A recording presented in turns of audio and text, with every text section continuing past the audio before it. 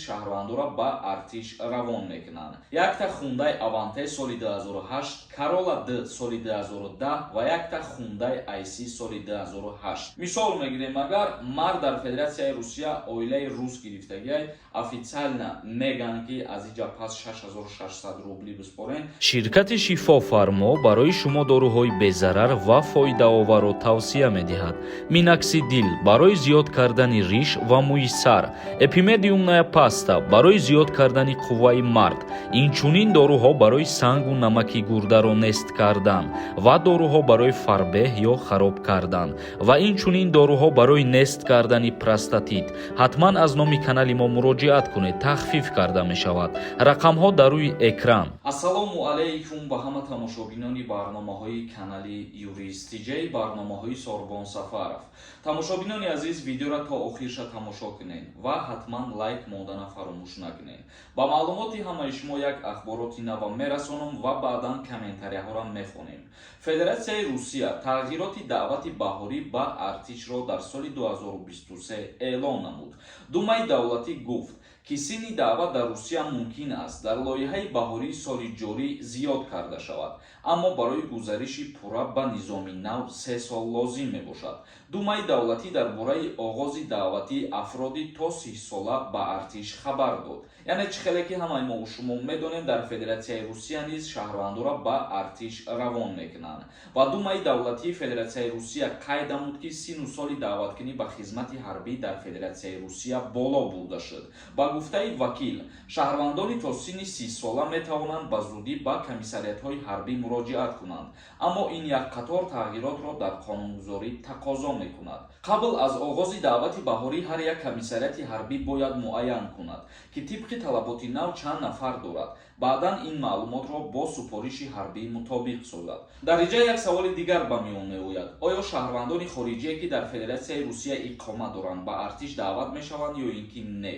даъват кардан намешаванд. ҳар нафаре ки дар Федератсияи Русия иқомат мекунад ва шаҳрвандии Русияро дорад, ин қонунгузории нав ба ана ҳамон шахсиятҳо тааллуқ дорад ва гуфта мешавад ки ҳеҷ як аз муҳоҷир ба артиши Федератсияи Русия маҷбуран даъват намешавад. мо ин ахборота ба хотире ба маълумоти шумо расонидем ки бисёри нафарҳо савол медоданд ки оё муҳоҷирони меҳнатӣ ба артиши Русия равона мешаванд ё ин ки не.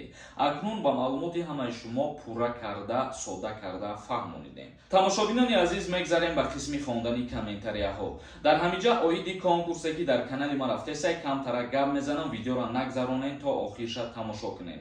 чӣ хеле ки медонед, дар канали ма конкурс рафтесай. шоҳҷоизаи конкурси ма 3 та мошин мебошад. якта Карола Д соли 2010, хундаи Аванте соли 2008 ва хундаи Айси соли 2008. нафароне ки мехоҳанд аз конкурси ма билет харидорӣ кунанд, нархи билет 250 рубла дар бар мегирад. номерои ватсапе ки дар рӯи экран ҳаст, дар ҳамин номерои ватсап картаи Сбербанк ҳам свизат кардагиай. картаи Сбербанк ба номи Мунис Хуршедович мебурояд. сумтона дар ҳамин карта мепартоед, чектона равон мекунед. нафароне ки аз конкурси ма билет харидагиен, як дастгирии дигар кунед, якдонаи ё дудонаи билет бихарен, мо финала аниқ мекунем аллакай. ҳамагӣ конкурси ма 66 дона приз дорад. чӣ қадаре ки бисёр билет хариден, шанси бурд кардани шумо зиёд мешавад. сония нависондай: агар падараш гражданствои Россияро пеш аз депорт шудани писараш гирифта бошад, падараш метавонад ба УФМС муроҷиат кунад ки депорти писарашро кушода кунанд. агар падар гражданствои Россияро пас аз депорт шудани писараш гирифта бошад, аризаи падарро УФМС қонунӣ мегардонад. ма ба ҳамаи шумо хотиррасон кардам ки барои кушода кардани депортатсия танҳо оила барпо кардан рол мебозад. мисол мегирем, агар мард дар Федератсияи Русия оилаи рус гирифтагиай ва депортатсияш мекунанд яке, агар фарзанд дошта бошанд, ана ҳамон ҳамсараш метавонад ки ариза пешниҳод кунад барои депортатсияша кушода кардан. дигар ягон роҳҳо несте барои депорта кушода кардан. ҳар касе ки бо тариқи маблағам ваъдатон бидиҳад, дурӯғай, бовараш накунед. леон нависонда: ассалому алайкум, ака илтимос ҷавоб медодем. агар аз Золотая корона қарз гирӣ, просрочка шава, веста маҳкам мекунанд ё ин ки не? дар ҳолате ки 1 ҳафтаву 2 ҳафта просрочка мешавад ва баъдан пардохт мекунӣ, вез маҳкам намешавад. вале дар ҳолате ки аз пардохт кардани қарз мегреза шаҳрванд дар ин ҳолат метавонанд ки запрет на въезд кунанд. Давлатов нависонда: ассалому алайкум Сорбонҷон, агар регистратсия дар база наброяд депорт мекунанд ё не? Илтимос ҷавоб диҳед. Ташаккур барои суханҳои хубтон. Дар ҳолате ки регистратсияи шумо фалшивия, агар дастгиртон ки кардан ё 5000 рубл штрафтон мекунанд ё видварениятон мекунанд. Видварения аз депортатсия ҳамин қадар фарқият дорад ки муҳлати видварения камтар мебошад. Табаров нависонда: салом бародар, 100 сола шавӣ. Ака патенти ман моҳи апрелда буд мешавад, лекин ман баъди соли нав платит кардем 5900 рубл синимат кардаги. Амира фаҳмон, пешакӣ раҳмат.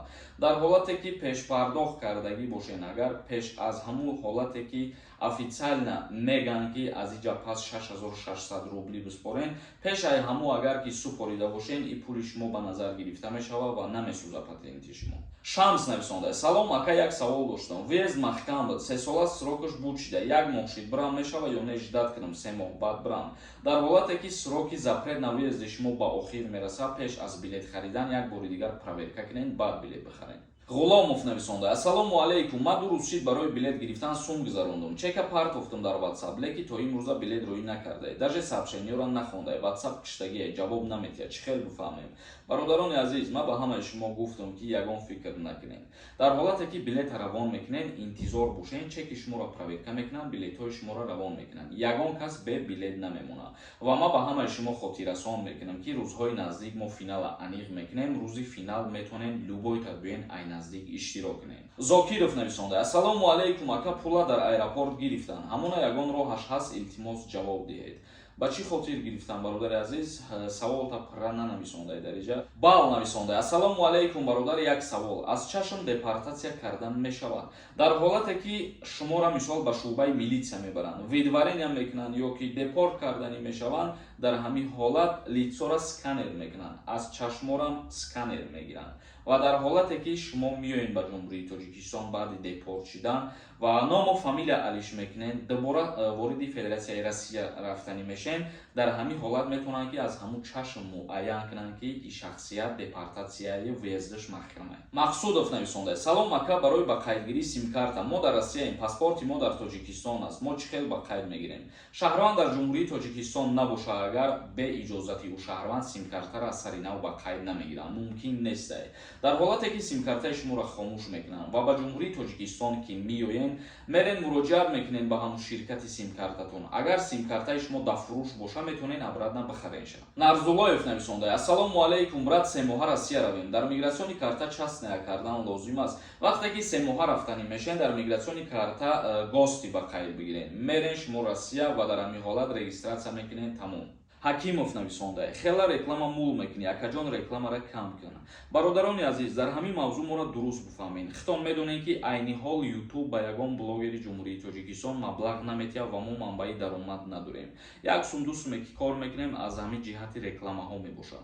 Агар касоеда ки маъқул набошад реклама, просто бигзаронедш, тамом. Валиҷон нависонда: патента дар Русия спорим намешавад? Мешавад. Барои кори хитона осон кардан, метавонед ки дар ҷумҳурии Тоҷикистон ҳуҷҷатотона пешакӣ биспоред.